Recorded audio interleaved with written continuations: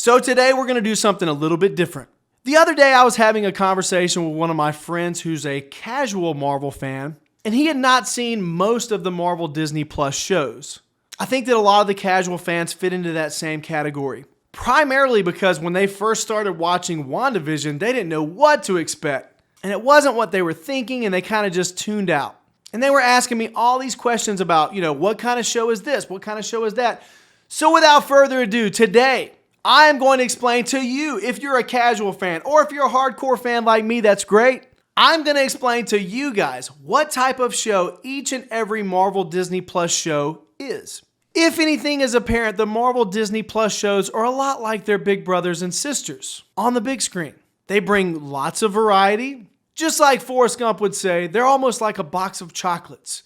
You don't really know what you're going to get until you bite into them. Each one has a different genre and feel to them. Let's kick things off with the first Marvel Disney Plus show, WandaVision. For those of you that don't know, Wanda was first introduced in Avengers Age of Ultron, alongside her twin brother, Pietro Maximoff. In a nutshell, and to make things as casual as possible, these two have very strange and new powers when they first hit the scene. Her brother is Marvel's fastest man alive, but not for long because he gets killed by a bullet.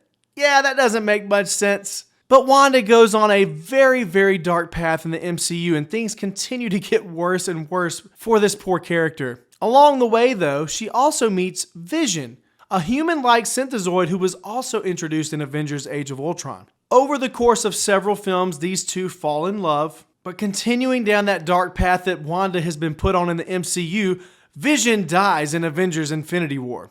And this show takes place after Avengers Infinity War, so there's already lots of questions like, first of all, is Vision dead? Is he not dead? This is probably the most different thing that Marvel's ever done. Each individual episode kind of start off like a 60s show, a 70s show, 80s show, and so on and so forth. But at the same time, there's lots of craziness going on, lots of crazy twists and turns along the way. There's a decent amount of action in this one, very suspenseful and thrilling as well. And it's also probably one of the more popular Disney Plus Marvel shows that are out there currently.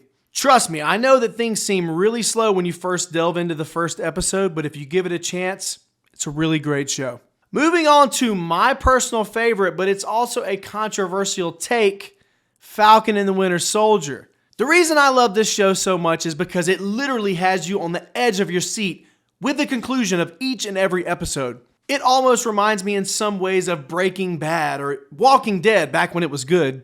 You don't know what's going to happen, and at the conclusion of each episode, something happens that is just mind-blowing. It follows the character of Bucky and Falcon, who are not my most favorite characters of all time, but what they do with these two in this almost buddy cop-esque show is really cool.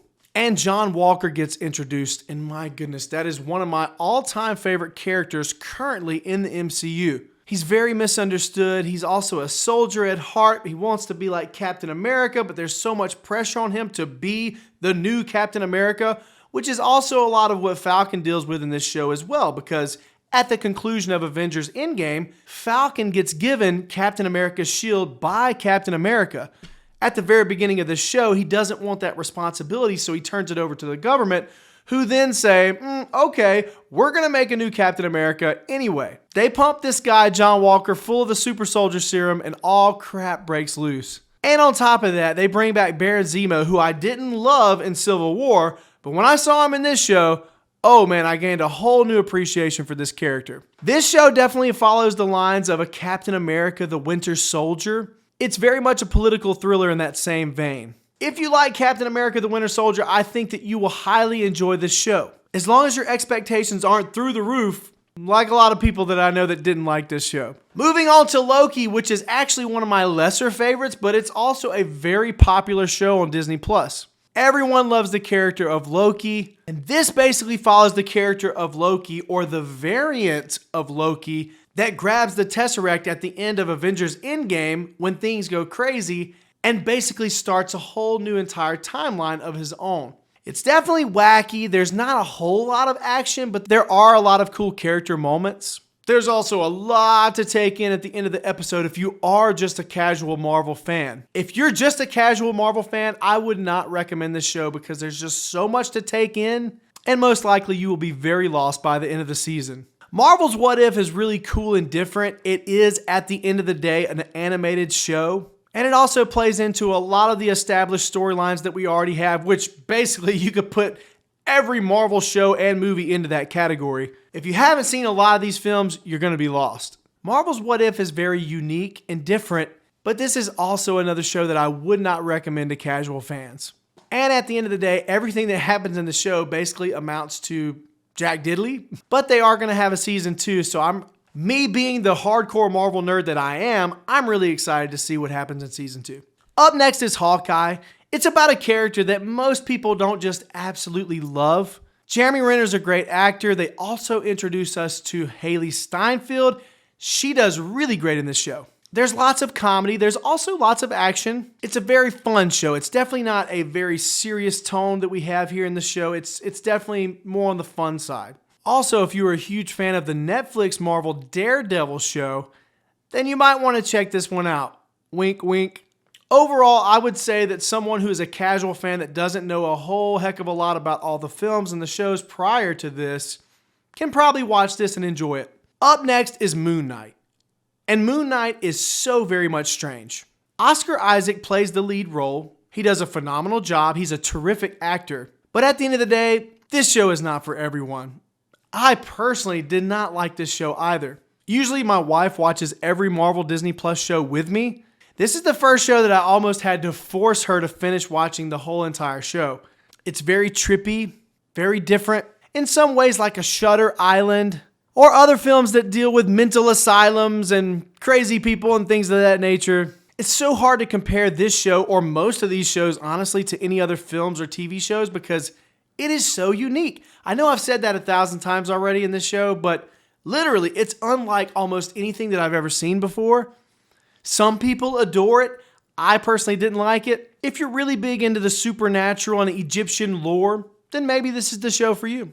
After Moon Knight comes Ms. Marvel. This is also another highly divisive show. In a lot of ways, it's like Spider-Man or the character of Peter Parker, where you have this young teenager discovering these new powers for the first time and becoming a superhero at such a young age. There's a lot of fun to be had here, and there's also a lot of exposition, unfortunately. I personally didn't love this show. I thought it started off fun and ended pretty fun, but everything in the middle was just kind of eh.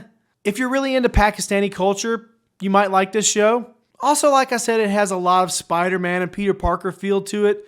So if you're really into that type of thing, you might like this show. I definitely wouldn't recommend it, but like I said, it depends on what you're into. And lastly, we have the She-Hulk show that just recently came out.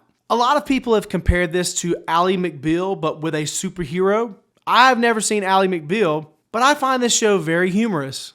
I think her origin story is really cool, and also how they involve a lot of other Marvel characters in the show to make it feel so very much connected is really cool. Honestly, I think a lot of the other Marvel Disney Plus shows could use more of this, especially shows with lesser known characters like the Moon Knight and like Ms. Marvel. How cool would it have been to see Spider-Man pop up in Ms. Marvel? So yeah, in a lot of ways, She-Hulk benefits from the cameos that we see in each and every episode, and it's a whole lot of fun. It honestly is more of a law show than it is anything else. There's a little bit of action, but if you're looking for lots and lots of action, this is not the show for you.